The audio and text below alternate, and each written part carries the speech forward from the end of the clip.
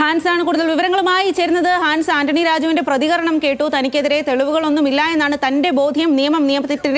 നിയമത്തിന്റെ വഴിക്ക് പോകട്ടെ എന്ന് പറയുന്നു. എന്നാൽ മറ്റൊരിടത്ത് ആന്റണി രാജുവിനെതിരെ കോൺഗ്രസിന്റെ തന്നെ പ്രതിഷേധവും ഉയരുകയാണ്. എന്താണ് പ്രതിഷേധക്കാർ ഈ സമയത്ത് ആവശ്യപ്പെടുന്നത്? അവർ എന്ത് മുദ്രാവാക്യം ഉയർത്തിയാണ് പ്രതിഷേധിക്കുന്നത്?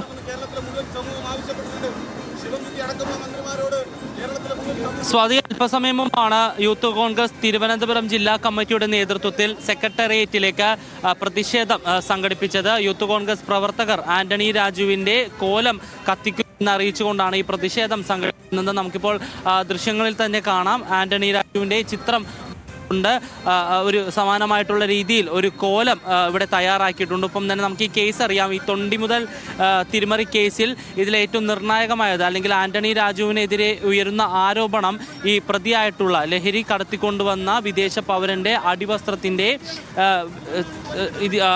അളവ് പുറത്തെത്തിച്ച് വെട്ടി തയ്ച്ച് ചെറുതാക്കി തിരികെ വച്ചു എന്നാണ് ആന്റണി രാജുവിനെതിരെയുള്ള കേസ്. അതിന് സമാനമായ രീതിയിൽ അടിവസ്ത്രം അടക്കം കൊണ്ടുവന്നുകൊണ്ടാണ്, അല്ലെങ്കിൽ ആ കോലത്തിന് അടിവസ്ത്രം ധരിപ്പിച്ചുകൊണ്ടാണ് ഇത്തരത്തിൽ യൂത്ത് കോൺഗ്രസിന്റെ ഭാഗത്തുനിന്ന് ഈ പ്രതിഷേധം ഉണ്ടായിരിക്കുന്നത്. എന്തായാലും അല്പസമയത്തിനുള്ളിൽ തന്നെ ഈ ആന്റണി രാജുവിന്റെ ചിത്രം പതിപ്പിച്ചിട്ടുള്ള കോലം കത്തിക്കും എന്ന് യൂത്ത് കോൺഗ്രസ് പ്രവർത്തകർ അറിയിക്കുന്നത്.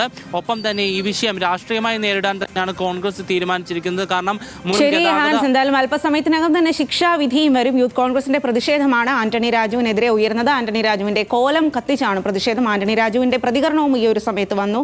നിയമത്തിന്റെ വഴിക്ക് പോകട്ടെ എന്നാണ് പറയുന്നത്.